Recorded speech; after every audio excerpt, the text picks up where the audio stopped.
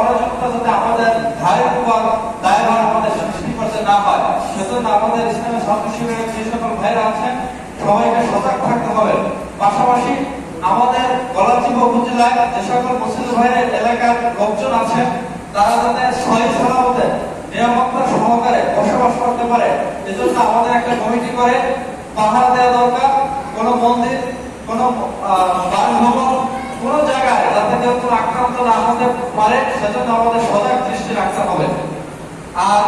আমরা ভবিষ্যতে আমাদের যে ইসলামী ছাত্র শিবিরের দায়িত্ব ভাইরা আছেন, মুসলিম ভাইদের অনুরোধ করবো এই সকল ভাইদেরকে আপনারা সহযোগিতা করবেন, যাতে আপনাদের সহযোগিতা পেয়ে তারা যাতে একটি সুন্দর গলাচিপা উপজেলা শহর উপহার দিতে পারে, সেজন্য আপনাদের সহযোগিতা দরকার।